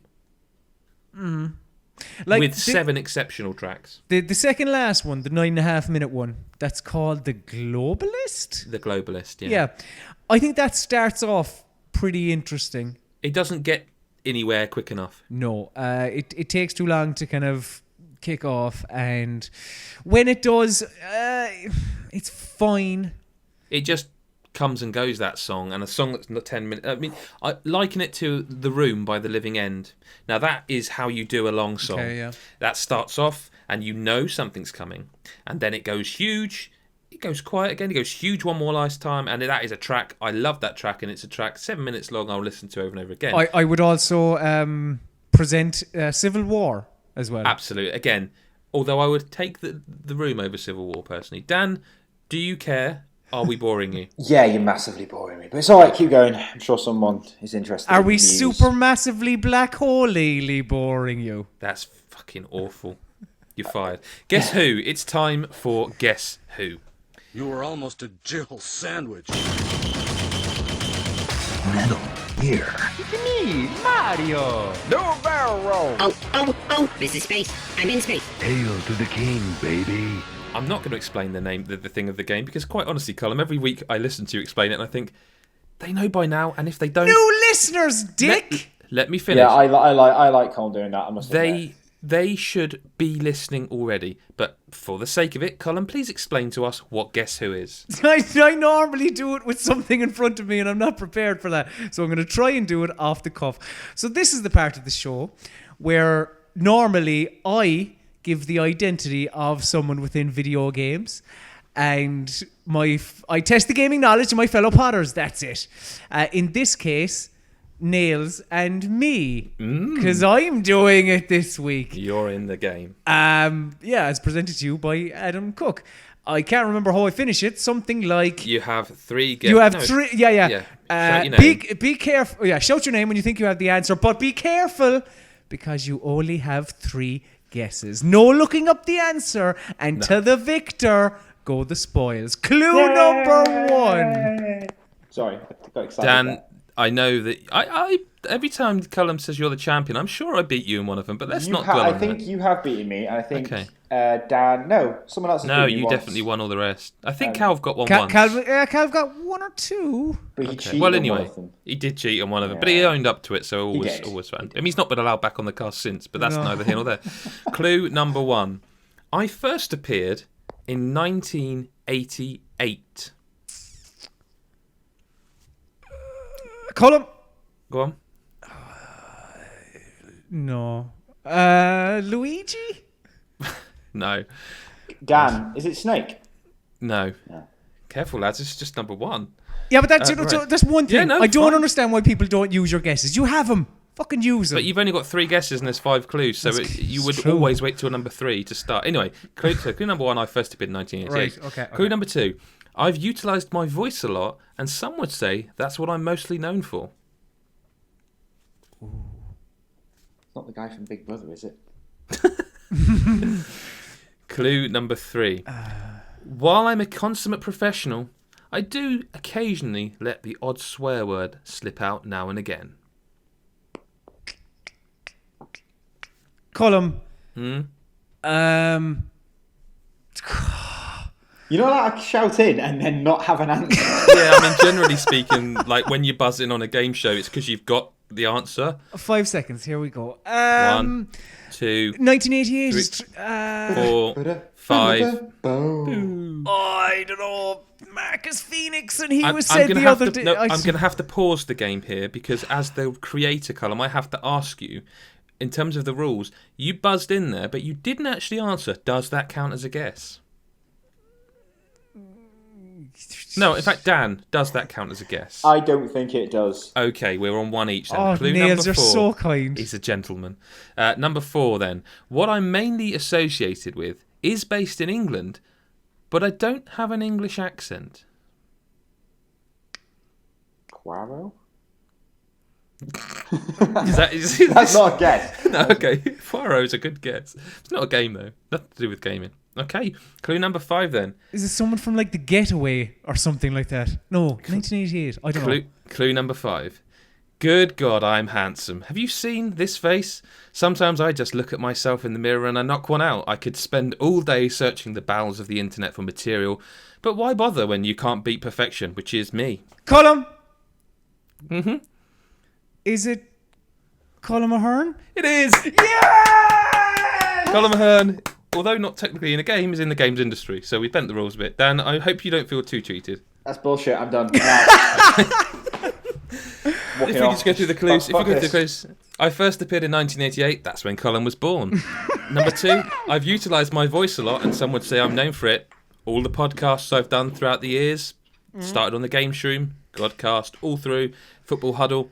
Number 3, while I'm a consummate professional, I do often let the swear word out. I mean, I do sometimes. a little bit now. Yeah. You do, I mean, you've influenced. I mean, that's what we'll say. The last couple of weeks, I've noticed Dan's swearing more, so you've been a negative influence. Negative, but that's fine. positive. Depends. For what I'm mainly associated with is based in England, but the accent thing, well, obviously you haven't got an English accent, rather. I don't. And obviously, do we need to explain the last clue? I don't think so, to be honest. Just have you seen this face? Exactly. You know. But thank you I'm so honoured that you chose me for Guess Who. I wonder why would you do such a thing? Have no idea, mate. But it's time for listener questions, so we'll come back to that. Stephen Dunn has said he's just finished Transistor. What other PS4 or Xbox One digital games should he be looking at now? Digital games on the PS4 and Xbox One. He's got Valiant Hearts ready, so not that. That's a tricky one. Dan, you are still there, right? You haven't actually gone. He's gone. I think we've actually lost Nails. That's a shame. So, okay, digital games on the PS4 and Xbox One. You know, I feel like we haven't come into the golden age yet. Like if somebody asked us about 360 games or PS3 games, we'd be able to rattle off just so many. Child of Light? Trials? Maybe. Jackbox. Jackbox Dan. Jackbox Dan. Jackbox Dan. I'm trying to think. No, seriously, I'm trying to think. What digital games? Like, I know there are digital games, on the consoles. Well, yeah. I'm just trying to think of ones that have wowed me. There probably have been one or two. Just none are coming to mind right now. These consoles have been out for nearly 2 fucking years, so there want to be a couple of them. I mean, the trouble is Transistor's one of the very best. Yes. Was there any other digital games that made our top 10 last year? I don't think so. I mean, the thing is every game's digital now. Yeah. I know what you're saying, but I also know what he's saying. He's asking for like the 15, 20 kind of mark. Your kind of traditional kind of digital games. Did you see where Super Meat Boy is coming to the PS4? Another game or another platform for you to absolutely rinse that game? Rinse that on, yeah. Do you know, just before you said Super Meat Boy, I had a game, and now all I can think about is Super Meat Boy. Broken Age. Broken Age, true, yeah. See, because I'm a member of the Master Race, I just see all his PC games now. Digital. Rob Reese at Bort118 asks, what's your favourite moment from The Witcher 3, but no story spoilers, please? I'm guessing for you two it's the werewolf. I guess that's my favourite moment because, yeah, that's the last time I played it and he was just kicking my arse. My favourite moment from The Witcher 3 that doesn't involve spoilers. Do you know what I enjoyed? And it's not a spoiler. I enjoyed how they kind of basically told the story of The Witcher 2. Did you? Yeah, I really did. Because it was just general conversation and stuff like that. I don't know. I could go more in depth about it. If you think that's spoilery, I won't. But I did because, I mean, for anyone, right, when you're actually recounting the tale of The Witcher 2, you're... Okay, I'm going to have to say it, Adam. I'm not spoiling anything. It's done in a conversation and another guy... It's the same as it's done in the second one. Yeah, you're right. Yeah, exactly. So it's in a conversation and one fella's just asking you, oh yeah, what happened with this and that and this and that? And you're given two choices, as you were in The Witcher 2. Like basically, you know, did you save this person or kill them or just kind of stuff like that? And I liked it because, you know, it's quite subtle. It's just general conversation, which The Witcher is. And I mean, if you've never played the game before, and all of these characters aren't making sense to you, their names and stuff, and you have no idea what's going on. Or if you did play The Witcher 2 and it was so long ago that you're going, I can't remember what I did, just Google it. There are numerous things there. If you just search like The Witcher 3 fucking conversation about The Witcher 2 or something like that, there's bound to be something pop up. I'm here. I didn't really go away. I was just being really quiet. And I just want to say you're completely wrong there, Colm. Because frankly, I had no clue what any of that meant. That bit where I was picking I agree with option him. A or B, and I thought it was bullshit. Yep. So I was like, how terrible. am I meant to make an informed decision about X, Y, or Z if I don't know anything about them? And I shouldn't have to go, go outside the game and Google something to find out an option in the game. I shouldn't have to do that. Completely agree. I played that having smashed Witcher 2. Couldn't remember any of it, and I thought, if this is their way of introducing you and saying, how are you supposed to... One of them was like, basically, did you fight him or kill him, or did you let him go? But you don't know who that person is anyway. So it doesn't matter what you choose, and yet that non-mattering decision impacts the world you're about to be in.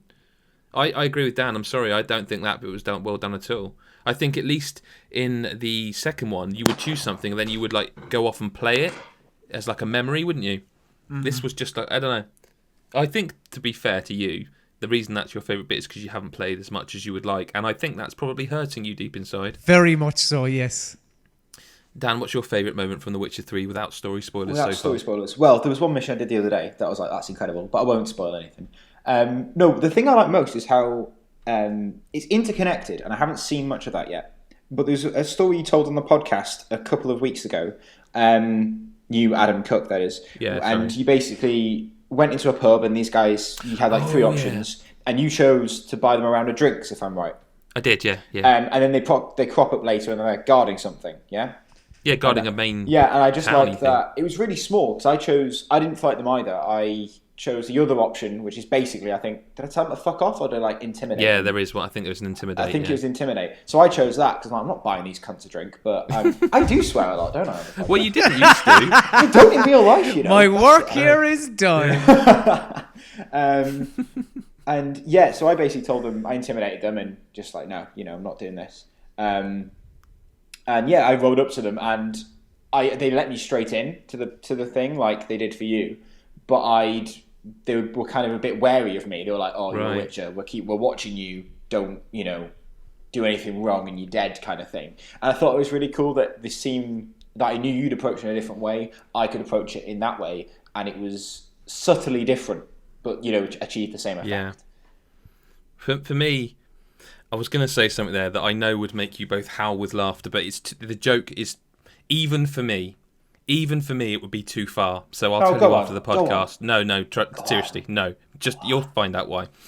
So my favourite moment is I don't. It's difficult because everything's a spoiler in this game. But there's a mission where you meet someone, and you start discussing their lover, who has gone, and I think is dead, killed themselves, in fact, and you try and get out of them what's happened, and then you realise that it's because they were gay, and you don't realise this at first, and one of your options, oh, I'm a monster, people think I'm a monster, this guy says, and you can go, but I'm a monster too, people call me that, I'm a Witcher, they call me a monster, and then he explains basically he hung himself because they were a gay couple, and that wasn't allowed there, and I just thought, of all the things in games, that's something that's very rarely touched, and I thought it was just such a well done moment, because I think generally speaking, the script in this game puts 99% of other games to shame, how well it's written, how realised the world is. I just thought that was a really good moment, and the reason it's not my favourite moment in the game. If I say the word Baron to you guys, have you got that far yet? Yes. Have you finished that quest line? I haven't. Okay, so the end of that is probably one of my favourite bits. Is I can't that say why. the one where you messaged me and where you talking to the team and you basically went, you were like, oh my god, I can't believe what just happened. Oh fuck, oh fuck, oh fuck. That's exactly that moment. Right, okay, yeah, I can kind of see that coming. Yeah, I mean, I'm about... Probably can't. You probably think you can, but trust me, you probably can't. I'm about halfway through at the moment of his quest. That general area, that is a very long stretch of game. I'd be surprised if you got out of that and saw the end of that particular quest line within 20 hours. You're kidding. I mean, from when you start the game. Oh, right. Sorry, okay. so like, because you can't help but go off and do other stuff. But I would say if you get out of that area, finish that quest line within 20 hours from the start in the game, I'd be surprised. I think that whole quest line is a good 5-6 hours long because it's so large. Anyway, Mike Stubbsy on Twitter asks, what Vita or 3DS games should he play while flying to LA? Spelunky. Shovel Knight. He doesn't like that. The weirdo. What? Yeah, he doesn't like Spelunky. The bastard. Scum. Deviant scum. Vita games. Hotline Miami's great on Vita. It is. Star Wars Battlefront 2, the PSP version. Oh, for fuck's sake. That's it. No, that's good enough. We're running very long. We'll move on. Adam Zokes, Adam Carroll says, it's a two-parter. This is. I'll ask you it individually. Dan, take a guess. What do you think that come December we will be awarding, or you will be personally thinking of as Game of the Year? What do you think it will be? Battlefront. Yeah. No, clearly not. Fucking hell. MGS or... MGS or... No, I'm going to say MGS, 'cause I think I know what you're going to say to this question. So I'm going to say MGS. Okay, Colm? I'm going to say The Witcher 3. Okay, and I'm going to say... What do we think God is... I think, knowing our team, knowing the kind of games they like, it will be a fight between The Witcher 3 and Metal Gear Solid, I think, for that top spot. Well, that's a cop-out. I know it is, but you know exactly why that is. Yeah. What would be, and what do you think? What do you think will be the biggest surprise of E3? What do you think? We haven't done it, and we probably can't now because it's too late. So E3, what's that big surprise? What Last Guardian? Sega Mega Drive 2. Dan, are you going to take the question seriously? Probably not. Fair enough. I don't know. I think they've announced what's left to announce. Gears of War, That's not going to be a surprise. HD. Crash Bandicoot on the Sony stage. Yes, No, Dan. that's a pipe dream that we all need to stop having because Rapper the Rapper. Big time. it's not. Oh coming. yes. I don't know. I would love to see another Watch Dogs moment in that, like Watch Dogs, you had. Well, everyone got really hyped for something and it turned out to be a bit shit. Well, forget the second part of that. Like, actually have someone come out on stage and just rattle off this, give this elevator pitch of the best game of all time, show footage of the best game of all time, and everyone comes out incredibly excited about a new thing. It's like Gears of War 4. I will shit my I don't think pants it'll be over called it. that. Well, Gears of War, whatever it is. That's going to blow my mind. I I think can't numbered wait. sequels But- are done. What's that? I think numbered sequels are done. Gears of War : blah, Well, blah, blah. yeah, I know it's kind of, if it's Gears of War 4, it's not as enticing to people who've never played a Gears of War game. So it makes more sense to just have Gears of War Phoenix's Moo Moo Cow. Rise of the Phoenix or whatever. It's going to be called Rise of the Phoenix, isn't it? It Jesus. is. Yeah. and a good album by Tenacious D, tying it all together. I want, just give us new shit. Do you know what I'd love is the game that Black Tusk originally announced that they were doing, and then that got shelved because of Gears of War. That looks cool. I can't remember the name of it, but it was a I stealthy don't think it ever got named, did kind it? of thing. I thought it had a name. I don't know. There is a trailer out on YouTube Is there? somewhere. Yeah. Oh, I remember it, yeah. And it looked rather cool. But yeah, just, take a punt on some new shit. I don't know. Have Rare come out and actually have a new platformer. I am going to say that I think The Last Guardian will be on Sony stage. I'm going to Because- say you're I a think- liar. I think I'm with Adam. I think it's going to happen. If it doesn't, it's dead.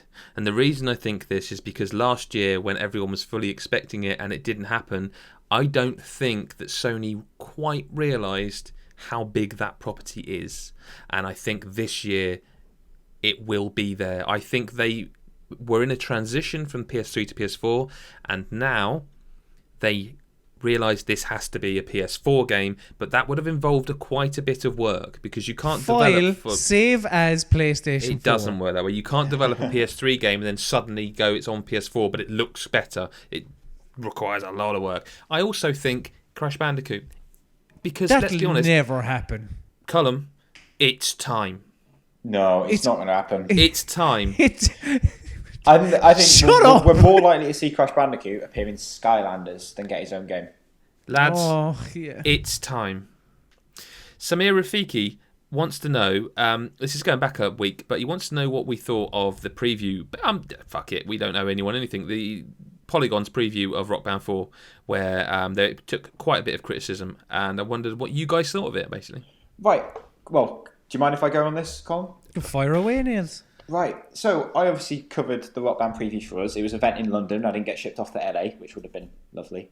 Rooftop event that was. Yeah, we were in a basement in a London bar. You couldn't get much more different. And that's a lovely allegory, I think, because that's the difference between the USA and the UK games media, right there. But my point is, quite honestly, I'm not that bothered about music games. I'm not.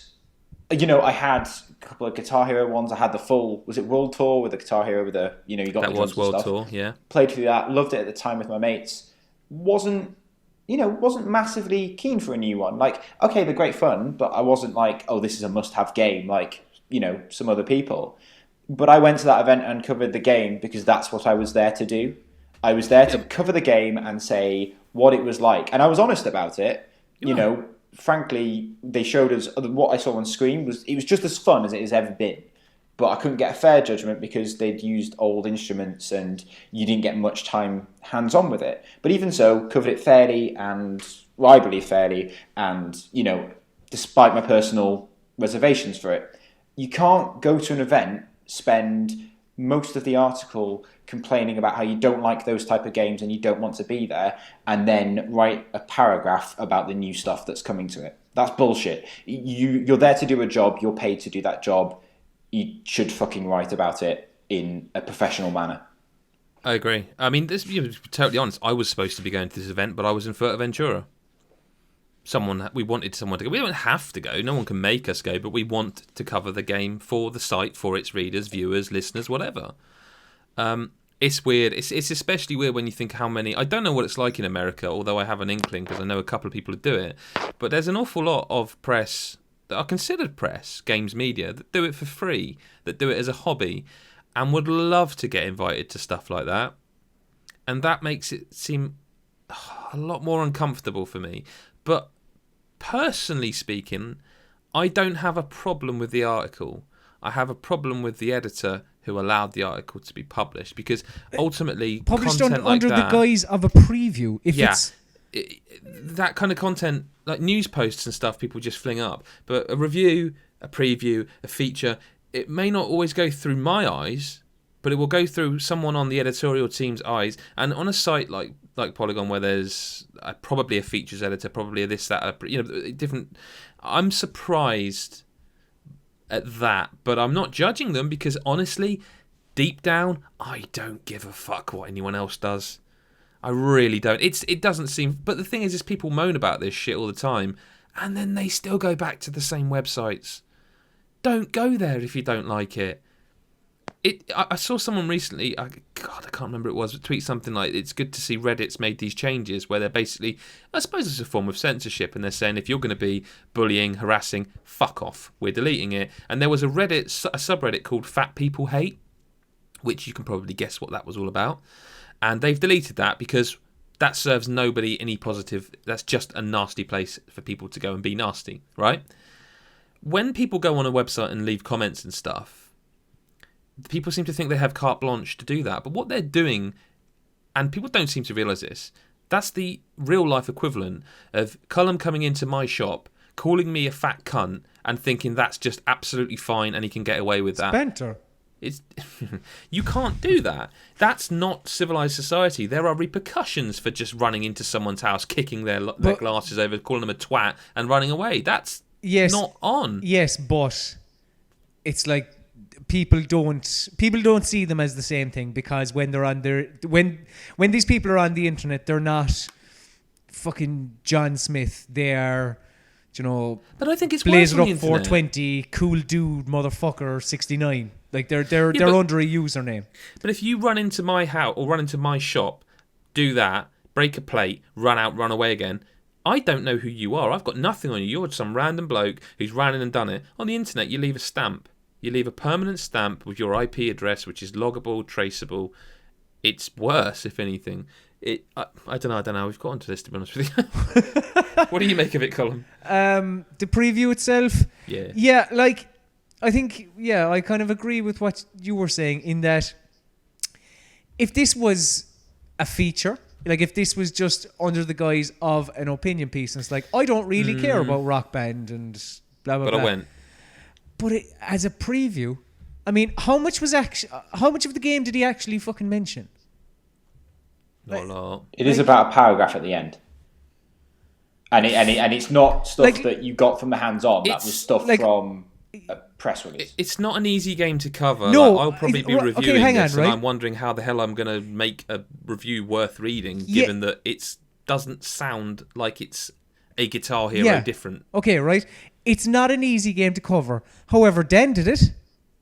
Do you know? I'm not saying it's impossible. I'm saying that that wasn't. If that sounded, I'm just thinking. If that sounded I didn't want it to sound like fucking hell. If even Dan can do it.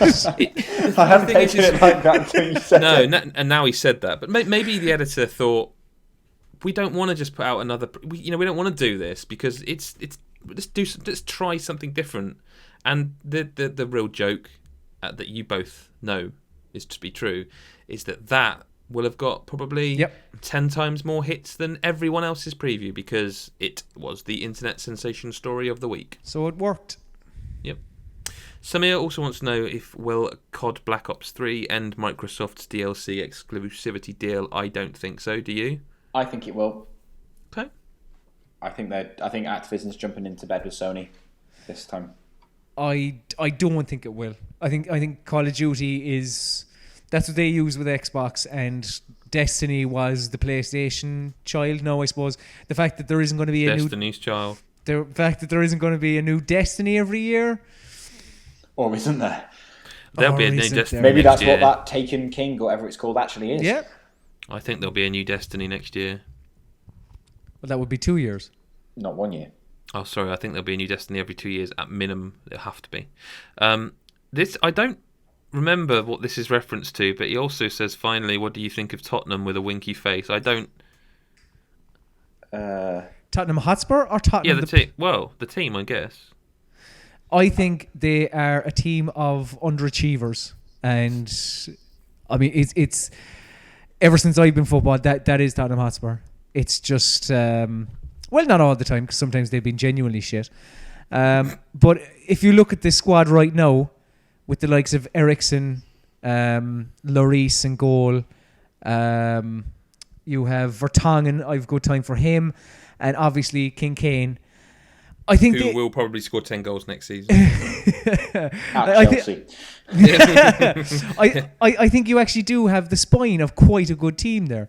Now, the thing about Kane, yes, will he actually score 10 goals next season? That's when people...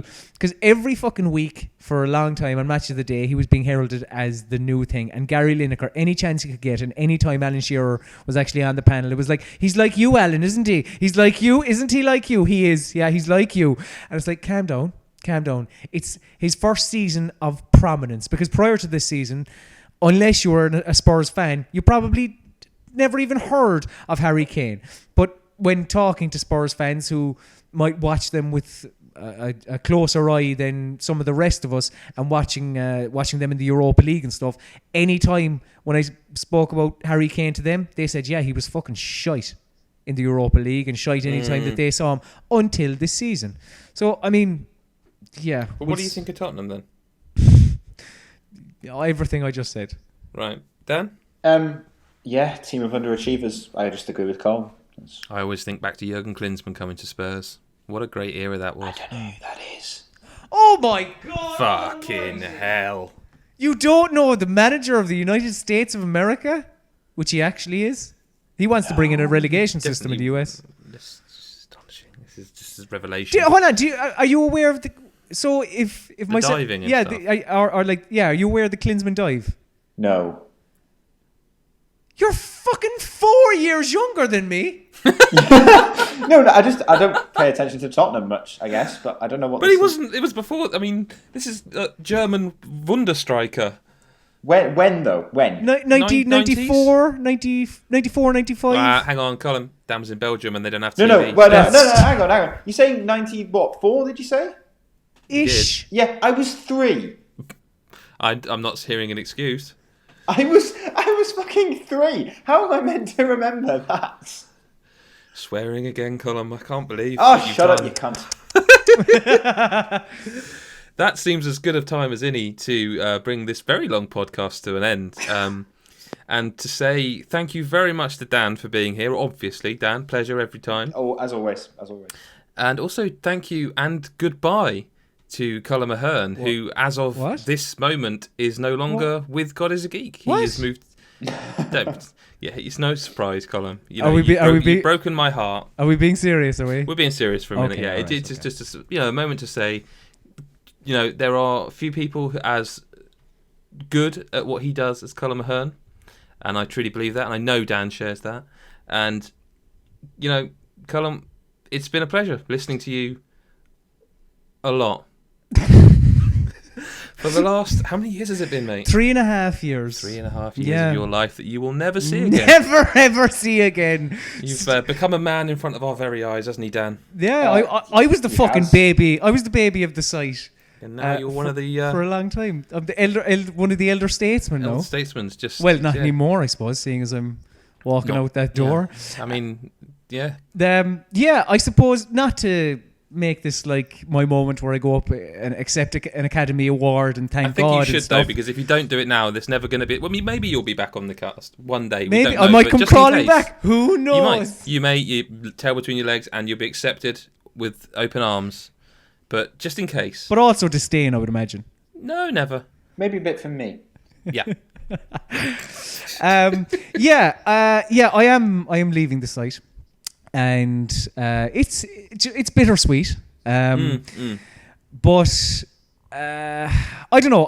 All right, okay. As what Adam was saying earlier, right? Because I'm shooting from the hip, brothers. Because Always been your style. like what Adam was saying earlier, right? I'm no longer a member of God is a Geek, which is very sad, and I have a lot of very good memories over the past 3.5 years. And you know what? I'm gonna get sappy for a second. Fuck it.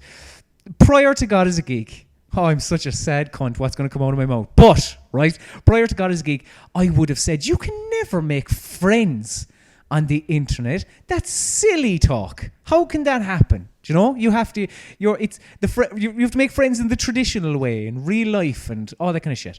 However, the people that I have met through the site I would genuinely call my friends. Like, they're actually, God, what a sad bastard. But I'm not sad, because this is the 21st century, all right? You fucking cunts. So yeah, they're all marvelous people, incredibly talented, and this fucking website does not get enough attention. It doesn't get the attention it fucking deserves, because you put God is a Geek up against any of your other fucking major outlets, and it's fucking absolutely stellar with its output and its quality. So, fuck the lot of ye. God is a Geek #1, basically. Yeah, that's it. Thank you very much. Feels like we should have got more people on to do that. And also, I'd like to thank God as well for being a geek for all those years. Yeah, it's a weird one, this, because I think there's only one way we can end this podcast, which we will do in a second. But I think after the ending, we should leave a moment's silence. And a moment of silence or a moment of appreciation? A moment's silence. I'm not a big fan of that, the clapping.